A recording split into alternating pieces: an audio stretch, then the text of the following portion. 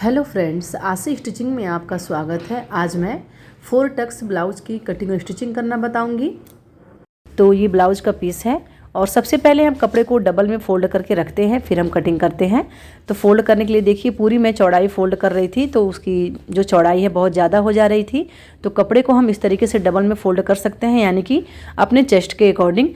Chest का चौथा भाग लेंगे और 2 इंच या फिर 1.5 इंच उसमें मार्जिन रखते हुए हम इस तरीके से कपड़े को फोल्ड कर लेंगे।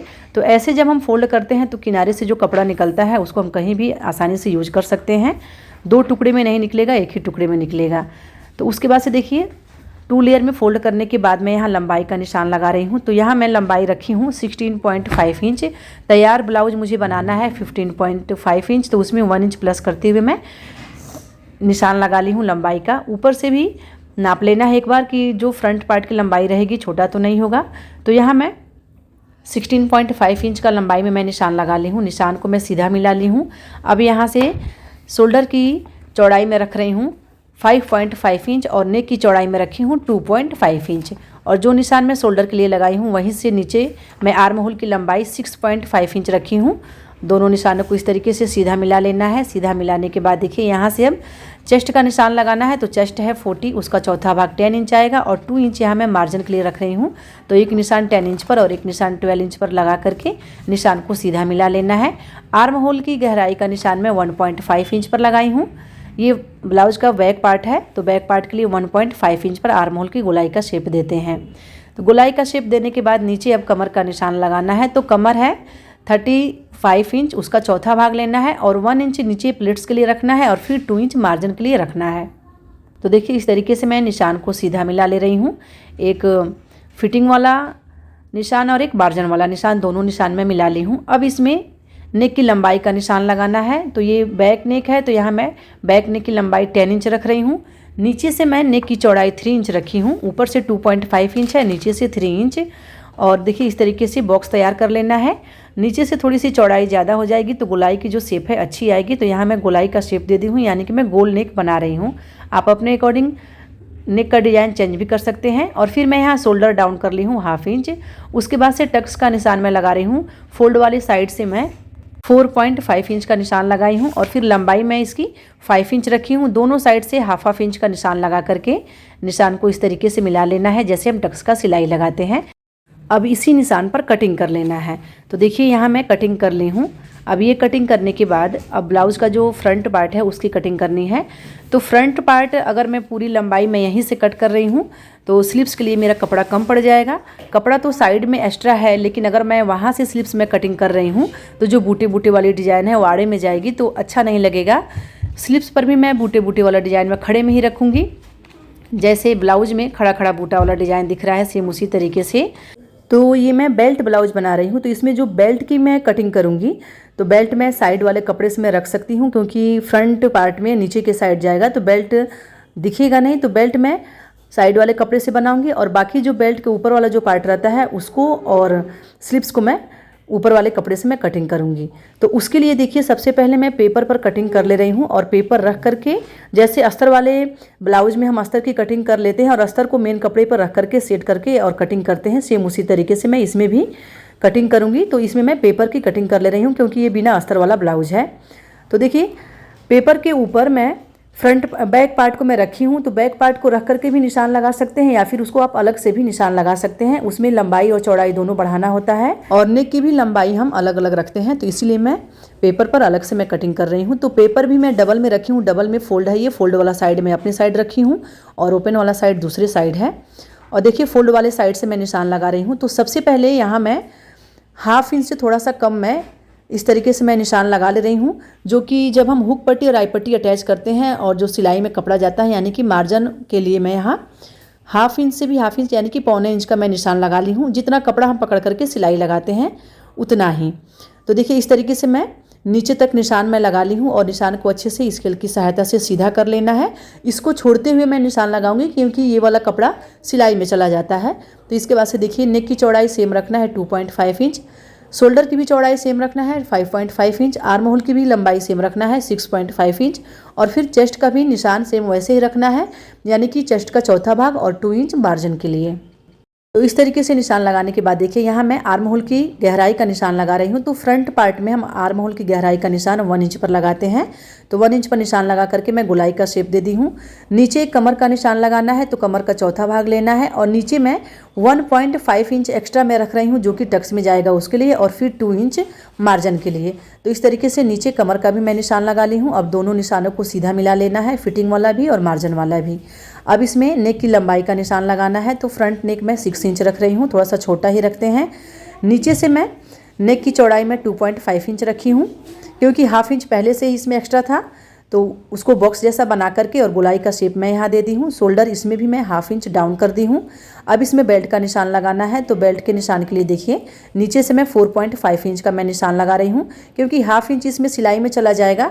जब हम इसमें नीचे पट्टी को जोड़ेंगे फोल्ड करने के लिए, कमर पट्टी को जब जोड़ेंगे उसमें भी सिलाई में दबेगा, तो उसको छोड़ते हुए मैं 4.5 इंच का मैं निशान लगा ली हूँ। अब कमर वाले साइड से मैं 3.5 इंच का निशान लगाई हूँ और फिर एक फोल्ड वाले साइड में मैं 3.5 इंच का निशान लगा करके दोनों का मैं सेंटर निकाल ली हूँ। और जो निशान मैं 4.5 इंच पर लगाई थी उस निशान से और जो एक मैं निशान सेंटर में लगाई थी उसको इस तरीके से मैं मिला ली हूँ। तो देखिए बेल्ट का भी निशान बन गया है। अब इसमें टक्स का निशान लगाना है। तो टक्स का निशान मैं कपड़े पर लगा करके बताऊँगी, क्योंकि पेपर में टक्स का निशान मैं इसीलिए नहीं लगा रही हूँ, क्योंकि पेपर को तो स्टिच करना नहीं है, कपड़े को स्टिच करना है, तो मैं कपड़े पर ही मैं निशान लगाऊंगी। अब निशान के अकॉर्डिंग मैं यहाँ पेपर कट कर ले रही हूँ। कटिंग करने के बाद इसी को मेन कपड़े पर रखना है और फिर मेन कपड़े की कटिंग कर लेनी है। तो देखिए यहाँ मैं नेक की भी कटिंग कर लूँगी और फिर नीचे जो बेल्ट का निशान है बेल्ट की भी कटिंग कर लेना है। इसके बाद से हम कपड़े को डबल में फोल्ड करके रखेंगे, जैसे मैं पहले रखी थी। तो सेम उसी तरीके से देखिए कपड़े को मैं फोल्ड करके रख ले रही हूँ और साइड से जो कपड़ा दिख रहा है वहाँ से मैं बेल्ट की कटिंग करूँगी और बेल्ट का जो ऊपर वाला पार्ट है उसको मैं देखिए यहाँ मैं रख करके और मैं कटिंग कर लूँगी। तो देखिए इस तरीके से कटिंग नहीं करना है। जो इसमें शोल्डर वाला जो पार्ट है उसको मैं ऊपर रखूँगी। अच्छे से पहले कपड़े को बराबर में मिला लेना है और इस तरीके से मैं रख रही हूँ। यानी कि देखिए पेपर का जो फोल्ड वाला साइड था, कपड़े का जो ओपन वाला साइड है उधर के साइड जा रहा है, तो हमको फ्रंट ओपन ही रखना है। अगर फोल्ड वाले साइड से भी कटिंग करेंगे तो उसको कटिंग करके ओपन कर देना है। तो देखिए इस तरीके से रखने के बाद जो ऊपर से कपड़ा एक्स्ट्रा हो रहा है उसमें हम लंबी स्लिप्स भी बना सकते हैं, यानी कि 13 इंच का भी स्लिप्स हम बना सकते हैं। और साइड से बेल्ट वाला कपड़ा मैं कट कर लूँगी। तो पेपर रख करके अच्छे से मैं निशान को मैं बना ली हूँ। अब इसी निशान के ऊपर कटिंग कर लेना है। तो देखिए यहाँ मैं कटिंग कर ली हूँ। अब जो कपड़ा बचा है उसी स्लिप्स की कटिंग कर लूँगी। अगर आप स्लिप्स छोटा बनाना चाहते हैं तो छोटा भी बना सकते हैं, या फिर स्लिप्स आप अगर 13 या 14 इंच का भी रखना चाहते हैं तो बना सकते हैं। इसमें नीचे चौड़ाई में कपड़ा कम पड़ रहा है, यानी कि जो आर्म होल होता है उसकी चौड़ाई का कपड़ा कम पड़ रहा है 1 इंच। वो कपड़ा सिलाई में अंदर के साइड चला जाता है, तो उतना कपड़ा मैं नीचे के साइड जोड़ लूँगी और बाकी मैं स्लिप्स की कटिंग कर लूँगी। अब देखिए ऊपर इसमें टक्स का निशान लगाना है। तो टक्स का निशान हम कैसे लगाते हैं, सबसे पहले हम नेक के नीचे वाला जो टक्स का निशान रहता है उसको लगाएंगे। तो इसकी लंबाई को नाप लेंगे और इसका हम सेंटर निकाल लेंगे। सेंटर में एक निशान लगा लेंगे और जो मैं मार्जिन के लिए जो मैं कपड़ा रखी हूँ हुक पट्टी और आई पट्टी अटैच करने के लिए, उसको छोड़ते हुए यहाँ मैं 3 इंच का मैं निशान लगा रही हूँ और उसको लेते हुए मैं 3.5 इंच से थोड़ा सा कम मैं निशान लगाई हूँ। और फिर देखिए ऊपर से भी हम टक्स की लंबाई को नाप सकते हैं, जो हम बीच में टक्स रखते हैं, या फिर नीचे से देखिए यहाँ से मैं 4.5 इंच का निशान लगा करके टक्स की लंबाई में 3.5 इंच रख रही हूँ। इस निशान को भी सीधा मिला लेना है। अब इसके बीच की दूरी को नाप लेना है। जो भी दूरी आ रही है इसमें 2 इंच से 2 लाइन ज़्यादा हो रही है, तो सेम वही दूरी हमको तीसरे टक्स में भी रखना होता है और सेम वही दूरी हमको चौथे टक्स में भी रखना होता है। तो एक बराबर दूरी रखते हुए यहाँ मैं 2 डॉट बना ली हूँ और फिर डॉट को इस तरीके से मिला लेना है। एक टक्स का निशान हम कमर वाले साइड लगाते हैं तो उसको तिरछा में मिलाते हैं, और ये जो चौथा टक्स का निशान है इसको हम आर्म होल के सेंटर में मिलाते हैं। तो इस तरीके से मैं चारों टक्स का निशान में लगा ली हूँ। अब इसमें एक और निशान लगाना होता है जो कि हम कपड़ा पकड़ करके सिलाई लगाते हैं उसके लिए। तो जो ये नीचे वाला जो टक्स है इसमें थोड़ा सा हम कपड़ा ज़्यादा पकड़ते हैं, तो नीचे मैं 1.5 इंच में एक्स्ट्रा रखी थी, तो उसका हाफ लेंगे और दोनों साइड निशान लगा करके इस तरीके से हम निशान को मिला लेते हैं, जैसे मैं मिलाई हूँ।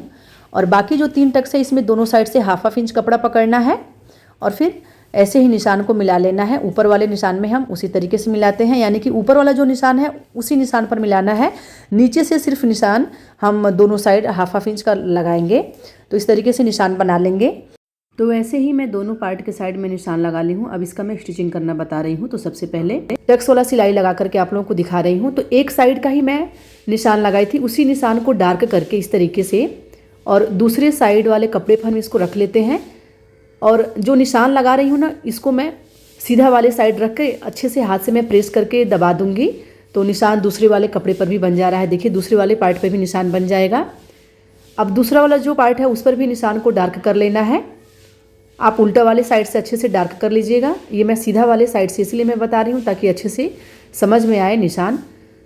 तो देखिए इस तरीके से मैं उल्टा वाले साइड से तो देखिए यहाँ मैं निशान को उल्टा वाली साइड से भी मैं डार्क कर ली हूँ। अब इस तरीके से कपड़ा फोल्ड करना है। जो बीच वाला जो निशान मैं लगाई थी वहीं से कपड़ा फोल्ड करना है और नीचे से चौड़ाई वही रखना है जैसे निशान लगाई थी मैं, और ऊपर से भी जो बीच वाला निशान है वहाँ तक सिलाई लगा लेना है। और जब भी हम टक्स का सिलाई लगाते हैं तो स्टार्टिंग में और लास्ट में सिलाई को डबल कर लेना होता है, या फिर आप पूरा ही सिलाई डबल कर लीजिए। अगर आप पूरा सिलाई डबल नहीं कर रहे हैं तो स्टार्टिंग में और लास्ट में ज़रूर सिलाई डबल कीजिएगा ताकि ये टक्स वाला सिलाई खुले नहीं। अगर आप डबल सिलाई करना चाहते हैं तो पूरे टक्स में आप डबल सिलाई कर सकते हैं। तो देखिए एक पार्ट का मैं सिलाई लगा ली हूँ। अब सेम इसी तरीके से जो इसका दूसरा वाला पार्ट है उसमें भी टक्स वाला सिलाई लगा लेना है। नीचे से चौड़ाई ज़्यादा लेना है और ऊपर से सेंटर वाले निशान तक ही सिलाई लगाना है इस तरीके से।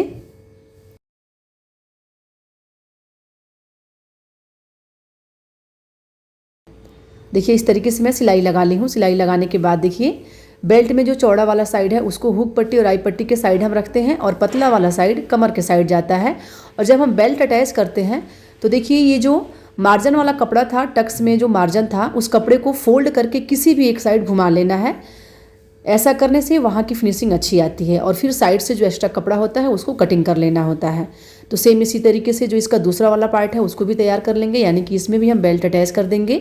और जब हम बेल्ट अटैच करेंगे तो टक्स वाला जो मार्जिन वाला कपड़ा है देखिए इस तरीके से फोल्ड करके थोड़ा सा फोल्ड कर लेंगे और फिर किसी भी एक साइड घुमा करके फिर हम बेल्ट अटैच कर लेंगे। तो देखिए यहाँ भी मैं बेल्ट अटैच कर दी हूँ। अब इसमें भी जो साइड से एक्स्ट्रा कपड़ा हो रहा है उसको कटिंग कर देना है। कटिंग करने के बाद देखिए इसकी फिनिशिंग बहुत ही अच्छी आई है। तो ऐसे ही दोनों पार्ट तैयार कर ली हूँ। अब इसके बाद से इसमें हुक पट्टी, आई पट्टी और गले पट्टी को अटैच करना है। तो हुक पट्टी और आई पट्टी, उसमें एक पट्टी चौड़ा रहता है और एक पट्टी पतला रहता है। और गले पट्टी को हम मुरे जैसा कटिंग करते हैं, यानी कि तिरछे में कटिंग करते हैं। तो देखिए गले पट्टी को मैं कट करके उसमें जॉइंट लगा ली हूँ। और देखिए ये वाला चौड़ा पट्टी है और एक पतला पट्टी है। तो सबसे पहले हम क्या करेंगे, ब्लाउज को अपने साइड रख करके देख लेंगे कि किस साइड हम हुक लगाएंगे और किस साइड आई लगाएंगे। तो सही तरीके से देखने के बाद यहाँ मैं चौड़ा वाला पट्टी अटैच कर रही हूँ। तो ब्लाउज को मैं उल्टा रखी हूँ और उल्टा वाले साइड में पट्टी को भी मैं उल्टा करके ही रखी हूँ। अब पट्टी को सीधा वाले साइड पलट देना है। तो सबसे पहले पट्टी को हम थोड़ा सा फोल्ड कर लेंगे, उसके बाद से हम उसको बीच सेंटर से सीधा वाले साइड पलट करके और यहाँ सिलाई लगाना है। तो सिलाई जब हम लगाएंगे तो एकदम किनारे किनारे फिनिशिंग के साथ सिलाई लगा लेना है और सिलाई नीचे तक लगाना है। जब हम सिलाई नीचे तक लगा लेंगे तो वहीं से टर्न करके हम एक और सिलाई लगाएंगे, थोड़ा सा गैप करके, यानी कि चौड़े वाले पट्टी पर डबल सिलाई करने से फिनिशिंग बहुत अच्छी आती है। जो भी पट्टी एक्स्ट्रा है उसको कट कर देना है। अब इसके बाद से पतला वाला पट्टी अटैच कर लेना है। तो पतला वाला पट्टी जब हम अटैच करेंगे तो उसको सीधा वाले साइड रखते हुए अटैच कर लेंगे। पट्टी को उल्टा रखेंगे और ब्लाउज को सीधा रखेंगे, अटैच कर लेंगे। और ये वाला पट्टी हम पूरा ही पलट देते हैं उल्टा वाले साइड। तो देखिए ऐसे कर लेंगे, हम हाथ से प्रेस करते हुए इसको पूरा ही अंदर के साइड पलट देंगे और इसमें भी किनारे से फोल्ड कर देंगे फिनिशिंग के लिए। तो यहाँ मैं दोनों पट्टी में अटैच कर ली हूँ। अब यहाँ गले पट्टी को अटैच करना है। तो जो उरे पट्टी मैं कट की थी उसमें पूरे में मैं जॉइंट लगा ली हूँ। स्टार्टिंग में पट्टी को मैं थोड़ा सा अंदर के साइड फोल्ड कर दी हूँ फिनिशिंग के लिए, और फिर उसको डबल में फोल्ड करके मैं यहाँ लगा रही हूँ। ये मैं तुरपाई करूँगी, तो अभी पट्टी को मैं डबल में फोल्ड करके सिलाई लगा ले रही हूँ। और फिर जब मैं तुरपाई करूँगी तो पूरा ही पट्टी अंदर के साइड पलट करके और फिर मैं तुरपाई कर लूँगी। तो अच्छे से पट्टी को डबल में फोल्ड करते हुए और एक बराबर में मिलाते हुए, यानी कि ब्लाउज वाला जो कपड़ा है उसको और पट्टी को एक बराबर मिलाते हुए पूरे गले में हम सिलाई लगाएंगे। तो अच्छे से फिनिशिंग के साथ देखिए यहाँ मैं पूरे गले में सिलाई लगा ली हूँ। लास्ट में भी थोड़ा सा हम पट्टी को अंदर के साइड फोल्ड कर देंगे फिनिशिंग के लिए, ऐसे।